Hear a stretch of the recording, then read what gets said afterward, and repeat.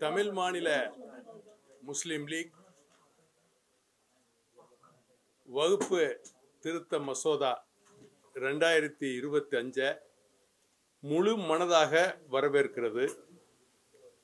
காரணம் என்ன என்று சொன்னால், தனி ஒரு மனிதர் வகுப்புக்கு சொத்தை எழுத வேண்டும் என்று சொன்னால் அவர் 5 ஆண்டு காலம் இஸ்லாமியராக இருந்து அவருடைய சொத்தை எழுதி வைக்கலாம் என்று சொல்கிறார்கள். அதைப் போலவே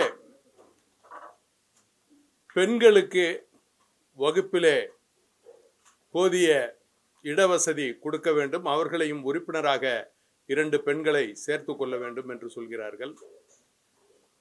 வகுப்பு 2 வகைப்படும். ஒன்று குடும்ப வகுப்பு, மற்றது பொது வகுப்பு. இந்த 2 வகுப்புகளும் மத்திய மாநில அரசுகளின் ஆடிட்டிங் செய்தலுக்கு ஒப்புதல் தர வேண்டும். இந்த 2 வகுப்புகளும் பொது வகுப்புக்கு கீழ் வரும். இதில் அனைத்து பிரிவினரும் சேர்த்து கொள்ளப்பட வேண்டும். இஸ்லாமிலே சில செக்டர்ஸ் என்று சொல்லக்கூடிய பிரிவுகள் இருக்கிறது. சன்னி, சியா, சூஃபி, போரா, ஆகா கான், தாவூதி போரா, ஹக்கானி போன்ற பிரிவுகள் இருக்கிறது. இந்த பிரிவு தலைவர்கள் எல்லாமே முஹம்மது நபி ஸல்லல்லாஹு அலைஹி வஸல்லம் அவர்களை பின்பற்றி இஸ்லாத்தை பின்பற்றக்கூடியவர்களாக தங்களுடைய சொத்துக்களை முஹம்மது நபி ஸல்லல்லாஹு அலைஹி வஸல்லம் 1450 ஆண்டுகளுக்கு முன்பால் ஏழை எளிய மக்களுக்காக எப்படி வக்ஃப் என்று சொன்னால் அரபியிலே சொத்தை ஒதுக்கி வைப்பது ஏழை எளிய மக்களுக்காக.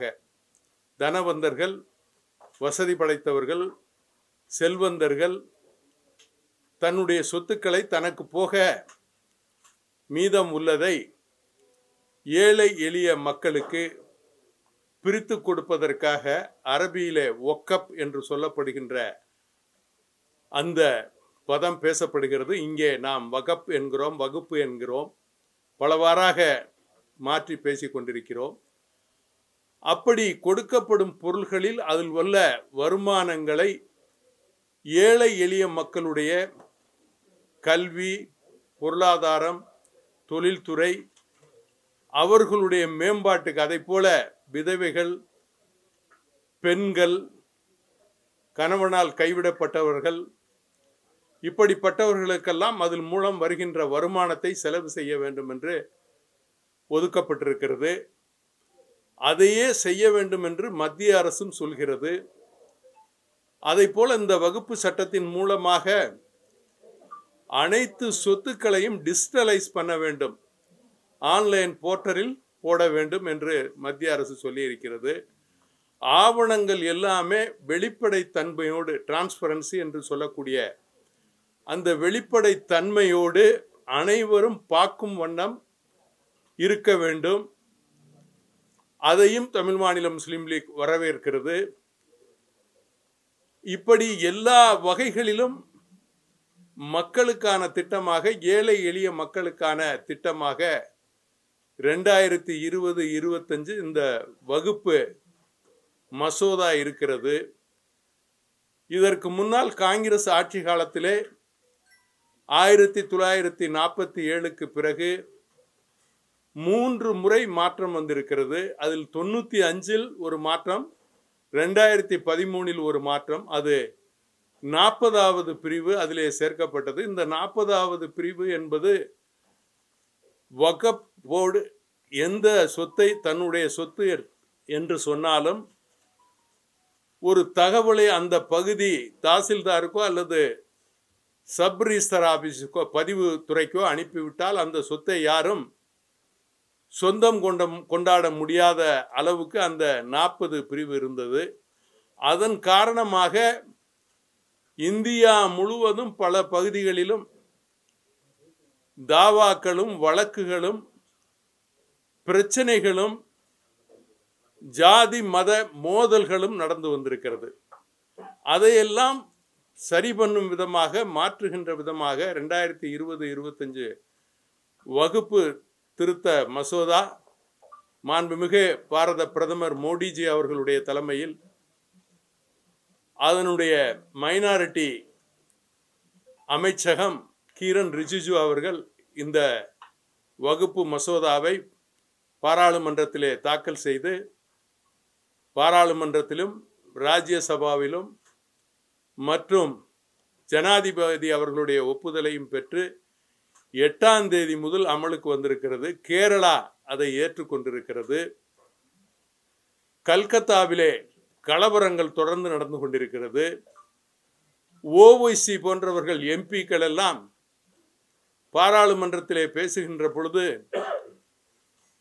எங்களுடைய பள்ளிகளை பறித்துக் கொண்டீர்கள், எங்களுடைய அடக்க ஸ்தலங்களை பறித்துக் கொண்டீர்கள், இங்கேயே என்னை சுட்டு விடுங்கள், நான் பாராளுமன்றத்திலே சாகிறேன் என்று மிகவும் உணர்ச்சி வசப்பட்டு மக்களை தூண்டக்கூடிய அளவிலே அவருடைய பேச்சுக்கள் எல்லாம் இருந்தது. ஹைதராபாத்தை பொறுத்தவரை 5000-6000 கோடிக்கு மேல் வகப்பு சொத்துக்களை வைத்துக் கொண்டிருப்பவர் ஓவைசி எம்பி அசதுதீன் ஓவைசி. அதை போல டெல்லியிலே இஸ்லாம் பர்சனல் லா போர்டு, ஷரியத் லா போர்டு இருக்கிறது. அதனுடைய செயலாளராக இருக்கக்கூடியவர் அப்துல் ரஹ்மான் என்று, அப்துல் ரஹ்மான் மதானி. இப்படி இருக்கின்றவர்கள் எல்லாம், அவர் ராஜஸ்தானிலே 5000 கோடிக்கு மேல் வகுப்பு சொத்தை அவர் வைத்திருக்கிறார். அதே போல இந்தியாவிலே டெல்லி, மத்திய பிரதேசம், உத்தரப்பிரதேசம், ஆந்திரா, கர்நாடகா, வெஸ்ட் பெங்கால் போன்ற இடங்களிலே அதிக அளவிலே வகப்பு சொத்துக்கள் இருக்கிறது. மத்திய அரசு இந்த வகப்பு சட்டத்தை கொண்டு வருவதற்கு முன்னால் இந்தியாவிலே இராணுவத்திற்கு முதலிடமாக சொத்து இருக்கிறது, அதற்கு அடுத்து ரயில்வேக்கு இருக்கிறது, மூன்றாவதாக வகுப்போடுக்கு இருக்கிறது என்று சொல்கிறது. 1995 சச்சார் கமிட்டி காங்கிரஸால் நியமிக்கப்பட்டு 2006 நீதி அரசர் ராஜேந்திர சச்சார் அவர்களுடைய தலைமையிலே அந்த கமிட்டி இந்தியா முழுவதும் சுற்றுப்பயணம் செய்து இஸ்லாமியர்களுடைய நிலை எப்படி இருக்கிறது என்றதை அவர்கள் அறிக்கையிலே தந்திருக்கிறார்கள். அந்த அறிக்கையிலே ராஜேந்திர சச்சார் அவர்கள் கூறியிருப்பதாவது, இந்தியாவிலே தாழ்த்தப்பட்ட, பிற்படுத்தப்பட்ட, பழங்குடியின மக்களை விட கீழ்நிலையிலே இஸ்லாமிய பெருமக்கள் இருக்கிறார்கள். ஆகவே அவர்களுக்கு 10% கல்வியிலே, வேலை வாய்ப்பிலே, பொருளாதாரத்திலே மேம்பட 10% இட ஒதுக்கீடு கொடுக்க வேண்டும் என்று சொன்னார்கள். அதற்கு அடுத்தாற்போல் ஒரு விஷயத்தை முன்வைக்கிறார். அது என்ன என்று சொன்னால், இந்தியாவிலே வகுப்போடிற்கு 1.2 லட்சம் கோடிக்கு மேல், அன்றைய காலகட்டத்தில் 2004 நான் சொல்கிறது, 1.2 லட்சம் கோடிக்கு மேல் சொத்து இருக்கிறது. அதற்கு மீகர் குறைந்தபட்சம் ஒரு 10% வருமானம் இருந்தால் கூட 12,000 கோடி வருஷத்திற்கு வருமானம் வர வேண்டும். இந்த வகுப்பு சொத்தை வைத்திருப்பவர்கள் எல்லாம் கணக்கு காட்டியிருக்கிறார்கள். 100 கோடியே 127 கோடி வருமானம் இருப்பதாக கணக்கு காட்டியிருக்கிறார்கள். அந்த 127 கோடியும் பராமரிப்பு செலவுக்கு சரியாகிவிட்டது என்று சொல்லியிருக்கிறார்கள். ஏழை எளிய மக்களுக்கு இந்த பணம் போய் சேரவில்லை. இப்படி 3வது இடத்திலே இருக்கக்கூடிய சொத்துக்கு சொந்தக்காரர்கள் இந்தியாவிலே 17 to 25% உள்ள இஸ்லாமிய பெருமக்கள். இந்த பணங்களை எல்லாம் அவர்களுக்கு கொடுத்திருந்தால் இந்தியாவிலே மல்டி மில்லியனர்களாக இருக்கக்கூடியவர்கள், தொழில்களை செய்யக்கூடியவர்கள், பொருளாதாரத்திலே மேம்படையாக இருக்கக்கூடியவர்கள் யாராக இருக்கும் என்று சொன்னால் இஸ்லாமியர்களாகத்தான் இருக்க முடியும். அவர்களை அப்படி வாழ விடவில்லை. ஒரு 200 to 300 பேர் தனக்காரர்கள், செல்வந்தர்கள், அரசியல் செல்வாக்கு பெற்றவர்கள் இந்த சொத்துக்களை எல்லாம் அனுபவித்துக் கொண்டிருக்கிறார்கள். நான் அதற்கு உதாரணமாக ஒன்றை சொல்ல வேண்டும் என்று சொன்னால், நடிகர் சொய்ப் அலி என்பவரை உங்களுக்கு தெரியும். பட்டோடி நவாப் அவர்களுடைய மகன். இதில் எத்தனை பேருக்கு பட்டோடி நவாப் தெரியும் என்று எனக்கு தெரியாது.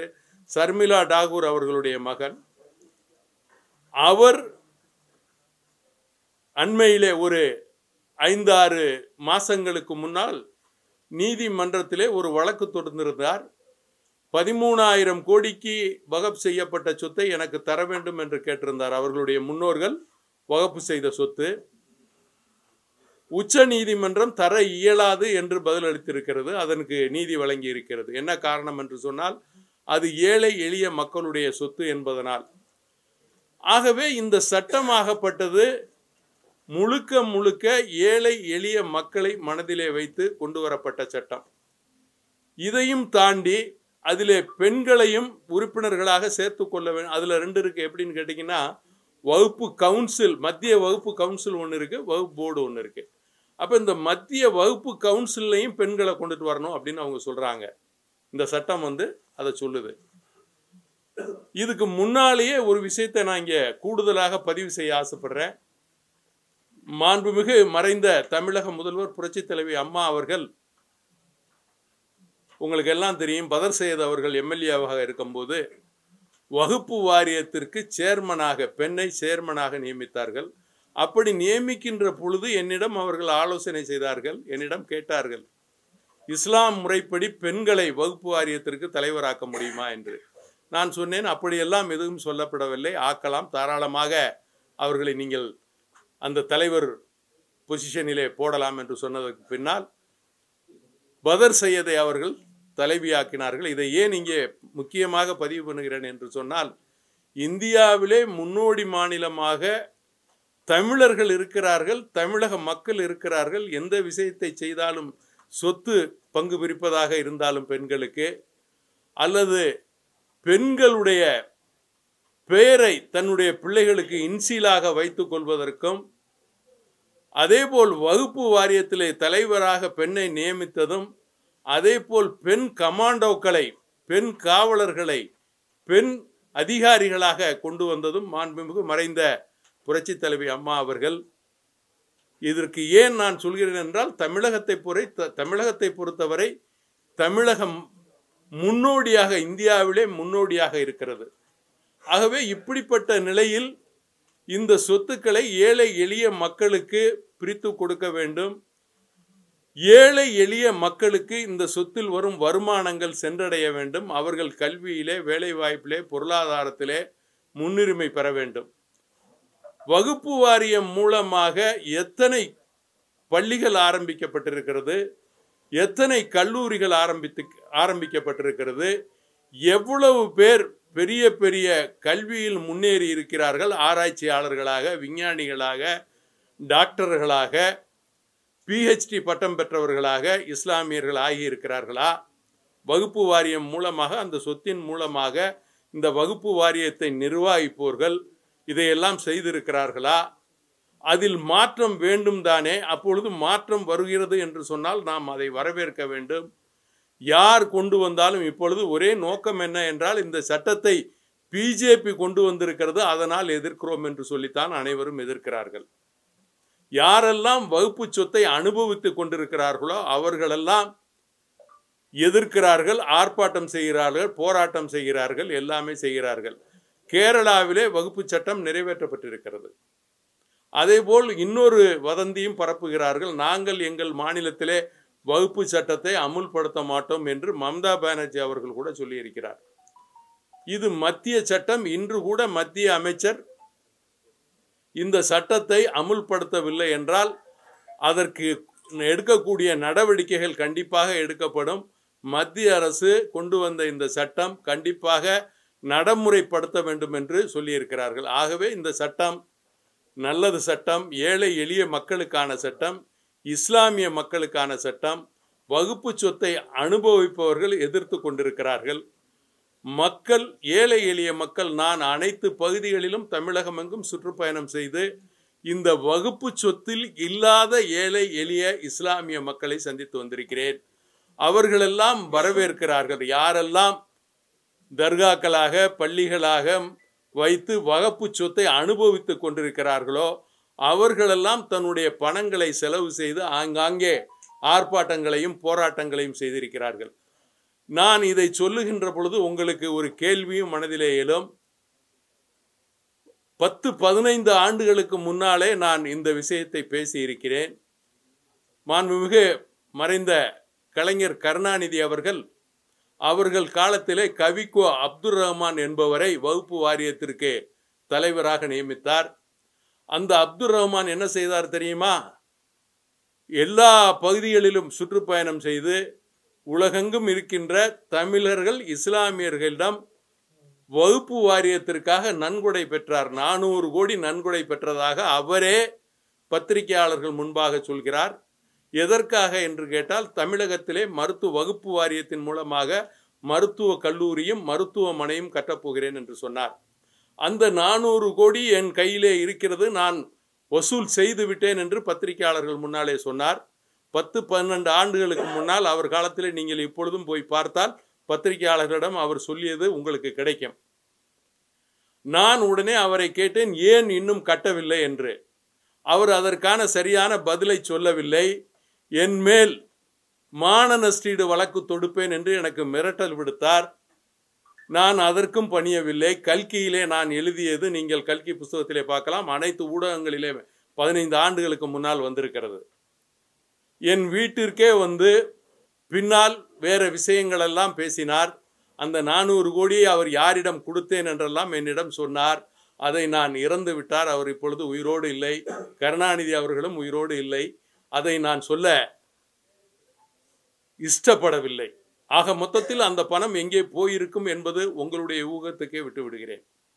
இப்படியெல்லாம் இருக்கின்ற வகுப்பு வாரியத்தை அனைவரும் அறிந்து கொள்ளும் வண்ணம் உடனடியாக டிஜிட்டலைஸ் பண்ண வேண்டும். 47க்கு பின்னால் வகுப்பு வாரிய சொத்துக்களை அனுபவித்தவர்கள், அதன் மூலம் பல ஆயிரம் கோடியை சொத்து சேர்த்தவர்களே, அதை விசாரித்து அவர்கள் மீது நடவடிக்கை எடுக்க வேண்டும். அந்த சொத்துக்களை எல்லாம் ஜப்தி செய்ய வேண்டும். குறைந்தபட்சம் தண்டனையாக ஒரு 20 ஆண்டு காலம் அவர்களுக்கு ஜெயில் தண்டனை கொடுக்க வேண்டும் என்பது என்னுடைய வேண்டுகோள். நான் மத்திய அரசிடம் அதை தெரிவிக்கிறேன். மாண்புமிகு பாரத பிரதமர் அவர்களுக்கும் கடிதம் எழுதியிருக்கிறேன். மாண்புமிகு உள்துறை அமைச்சர் அமித்ஷா அவர்களுக்கும் கடிதம் எழுதியிருக்கிறேன். மாண்புமிகு சிறுபான்மைத்துறை அமைச்சர் கிரண் ரிஜிஜு அவர்களுக்கும் அந்த கடிதத்தின் நகல்களை அனுப்பியிருக்கிறேன். ஏனென்று சொன்னால், வெறுமனே இதுபோல சட்டங்களை போட்டால் இது நடைமுறைக்கு வராது. இவர்களெல்லாம் எதிர்த்து கொண்டே இருப்பார்கள். இல்லை என்று சொன்னால் யார் சட்டத்தை கொண்டு வருகிறார்களோ அவர்கள் கால்களிலே சென்று சரணடைந்து விடுவார்கள். இந்த சட்டம் நடைமுறைக்கு வராது. இதிலே தண்டனை சட்டம் வந்தால்தான் இறைவனுடைய சொத்தை நாம் அனுபவித்தது தவறு என்ற அந்த பயம் வரும். தமிழிலே ஒரு பழமொழி உண்டு, சிவன் சொத்து கொலநாசம் என்று. அதை போல இந்த இறைவனுடைய சொத்தை சாப்பிட்டவர்கள் குலம் அழிந்துவிடும், அவர்கள் வாழ முடியாது. அதை அரசு கேட்க வேண்டும். அரசன் அன்று கேட்பான், தெய்வம் நின்று கேட்கும். ஆகவே அரசாக இருக்கக்கூடிய மத்திய அரசு கொண்டு வந்திருக்கின்ற சட்டம் நல்ல சட்டம் என்பது மக்கள் தெரிந்திருக்கிறார்கள், மக்கள் வரவேற்கிறார்கள். தமிழ் மாநில முஸ்லீம் லீக் முழுமையாக மனதார வரவேற்கிறது.